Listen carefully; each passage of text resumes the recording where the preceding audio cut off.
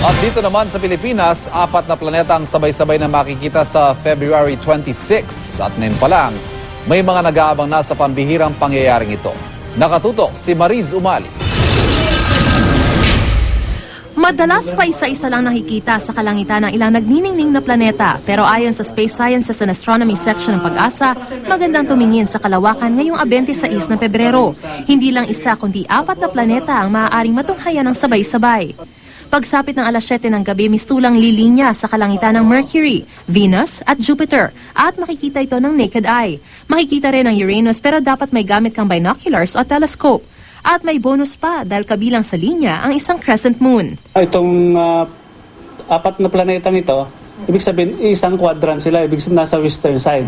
Kasi nauunang lulubog yung araw kaysa mga planeta. So ibig sabihin, pag lubog ng araw, didilim yan, makikita natin itong magliliwanag itong mga planetang ito.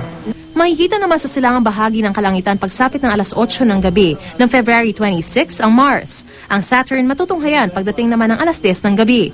Kung tutusin ayon sa Pag-asa, makikita na ngayong gabi pa lang ang Venus at Jupiter sa kalangitan.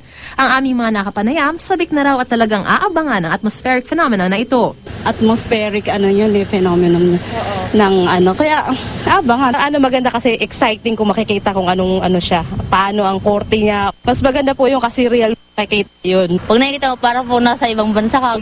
Dahil marami ang nag-aabang payo ng Pag-asa, Mas enjoy mo kasi pag may binoculars ka. Kunwari tulad ni Venus, tinitingnan mo lang siya na parang malaking star lang siya.